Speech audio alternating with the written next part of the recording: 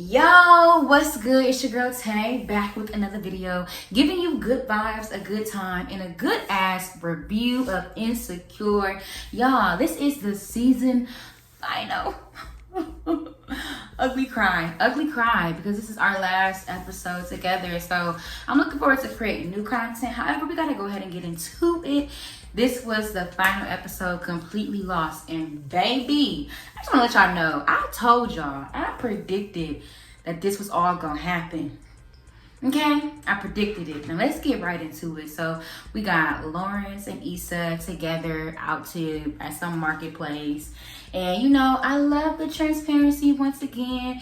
They like, okay, you moving. You know, I love to see stuff like that. Like, let's have a conversation.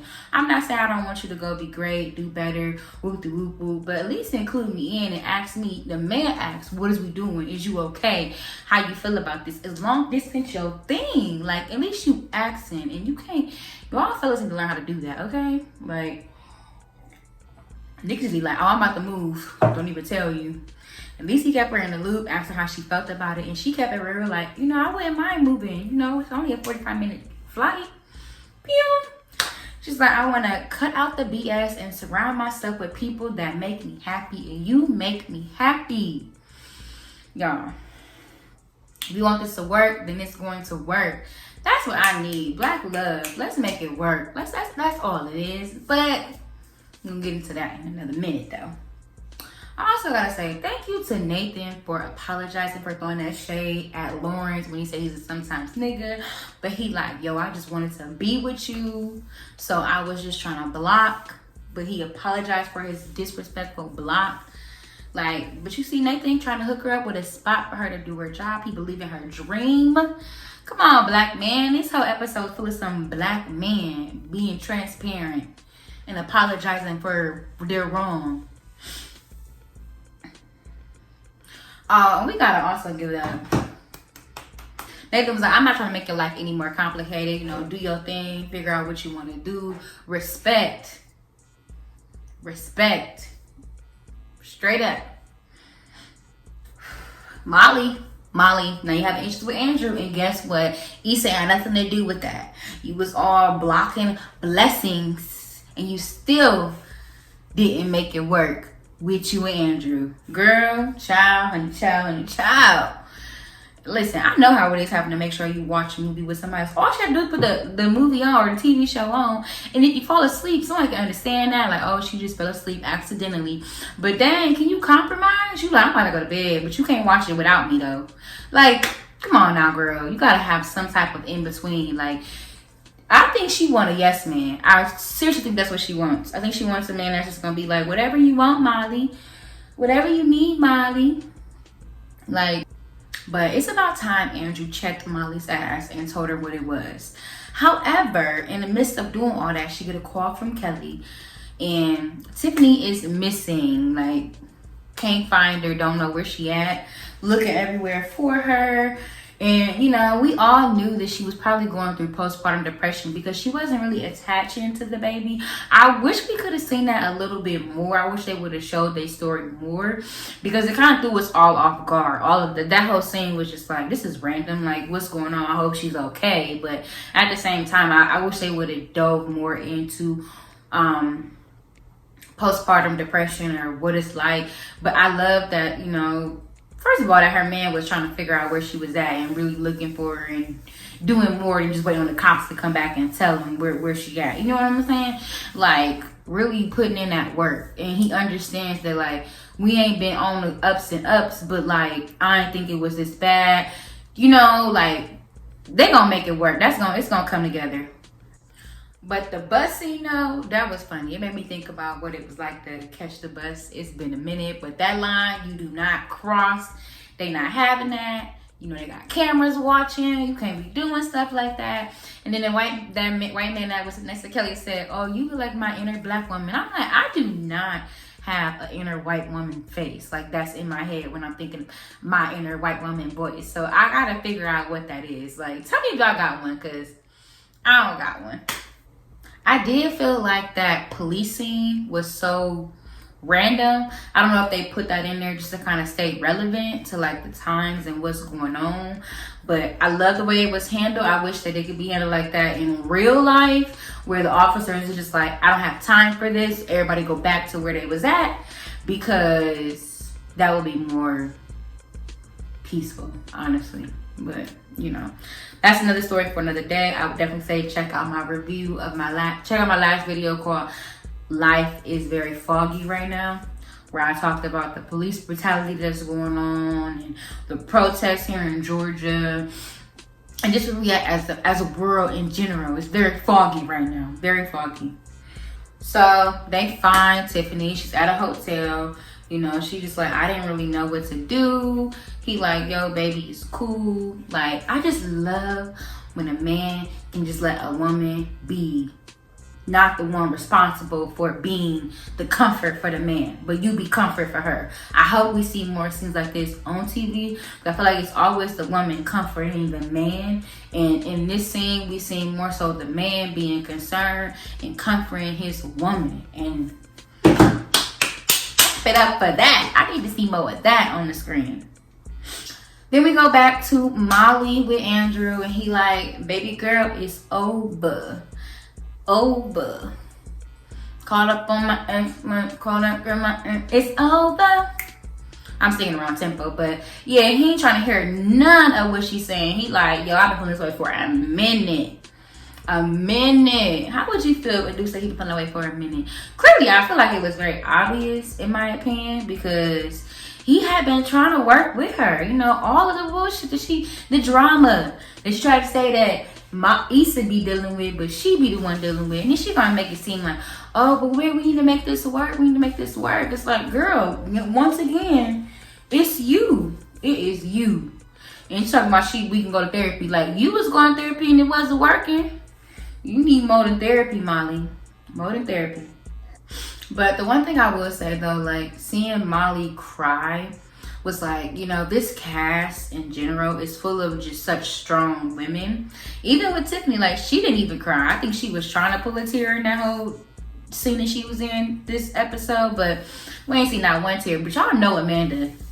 I don't think we'll ever see her really bust out in tears. I would like to, though, but she's a strong woman. A lot of strong women in this scene, in this whole episode. But you know, seeing the vulnerability, and it's like, what are you fighting for? Like, what are you really fighting for? And she couldn't even answer that question. So sometimes people just feel like they gotta be with somebody because of time, or because, you know, we put in this work. But without that, would it really be that? Because you was quick to let Issa go, and y'all been rocking together for a minute. And the heartbreaker, I told y'all it was gonna be a motherfucking Derwin and Melody vibes from the game, where she got back with him and then he had a baby on the way and she had to go through all of that. I don't know if this is the same writers from that episode or that show on this show, but I told y'all this, and I might put the clip in right here where I said this is giving me Derwin and Melanie vibes with Lawrence and Issa back together. Closure or what? I got a feeling that Condola is possibly pregnant. I don't know, y'all. They was giving me real Derwin and Melanie vibes from the game, which I was just kind of like, and lo and behold, he got a baby on the way by another girl. It's like, why can't you get out of the ex and it be cool? You know what I'm saying? Like, you ain't got no babies, no STDs, no broken leg, no HIV, none of that. Like, you just like how I left you, but better, enhanced, looking lovely. Can it be a perfect happy ending? Damn. I was upset. I really was upset. I felt Issa, like, I don't know what to say, because who want to deal with that? And you know, and I'm like, Condola, you couldn't just, you got to keep this baby? And that's a tough conversation to have with somebody. That'd be one of my biggest fears, to come knock on your door like, I'm pregnant. And you gonna ask me, do I think it's yours? I'm knocking on your door. But you know, some girls will do it. Just saying. However, we know Condola, she's a very responsible woman. You know what I'm saying? But her friend did say she saw her dibbling dabbling, trying to have a good time, getting over her situation with Mark. But for me, it was like, it was pretty predictable when she kept calling him. I was like, if she's still trying to link up with him, and it had been that night that, you know, him and Issa had first linked up, I'm like, she's still trying to link up with him. She gotta tell him something. This is so predictable. I just knew it. I fucking knew it. So it was really no happy ending for real. Like, I'm like, damn, dog. Like, I hope she lose the baby. I know I shouldn't say that, y'all, but I was just thinking that, like, I hope next season she lose the baby and they can just, you know, skip that one and bypass it. But, you know, I feel like a lot of people, I want my first trip to be your first. And it's just going to be awkward. And it's like, do I really want to deal with that? Like, yeah, I love you. Yeah, you make me happy. But this right here is too much. And we ain't even married. Not saying that that does anything, but that is just, whew. I don't know how next season is going to be. We got to wait a whole nother year for it. But that is the motherfucking worst. Y'all tell me, comment below, what would you do? Would you still rock with Lawrence? Or would you say, I can't deal with this. This is too much. Like, I'm not rocking with it. What you gonna do? What you gonna do? That's why y'all gotta be with somebody and be like, yo, call anybody, everybody you know, make sure they ain't pregnant before me and you start doing this whole having fun, getting back in the swing of things. Because I'm telling you, and I feel like it's like it always happened for us. Black people, we can never just have it where like you get back with them and everything is peachy peachy. Feel me? That's why you don't go back to the ex. Pretty much, don't go back to your ex. You don't do it. You feel me?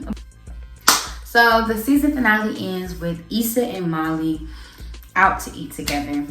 Apparently Molly called Issa, and I'm sure they want to talk about their guy problems. I think the show ends with the importance of understanding sisterhood and understanding that, like, you know, your friends, they fuck up. You feel me? Like, friends make mistakes and it's okay. I feel like if you think about the first season of, the first episode of this season, how, you know, it started off with Issa saying, like, I don't fuck with Molly. Like, that was the beginning of it. And then it turns out, like, you know, I'm glad you called me. You know, like, you know, friendships, they have their own dynamics. And I feel like there's nothing wrong with forgiving your friend.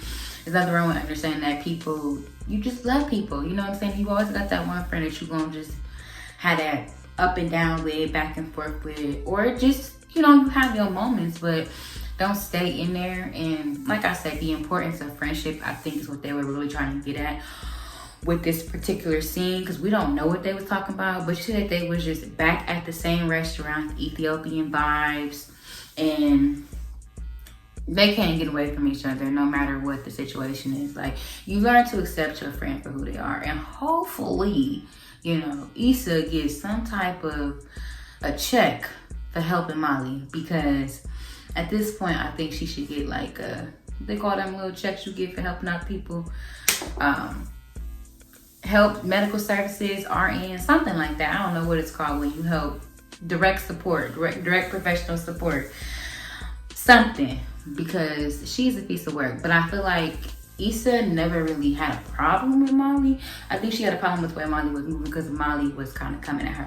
But that's another story for another day. I'm all for people coming back together, friendships, shit happens, but your homegirl gonna be your homegirl. That's just that on that. So, but I hope you guys have enjoyed these seasons, the season of reviews that I've done for each episode. It's been a blast. Really enjoyed it. I'm looking forward to creating new content. If there's a show that you think I should be caught up on, or, you know, should do a review on, definitely comment below.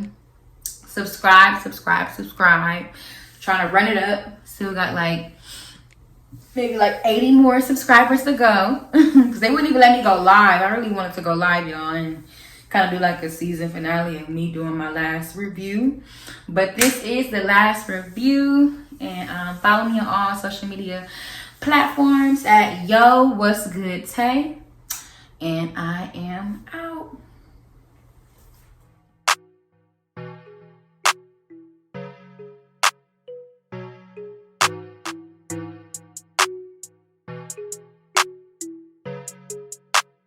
What's good, Tay?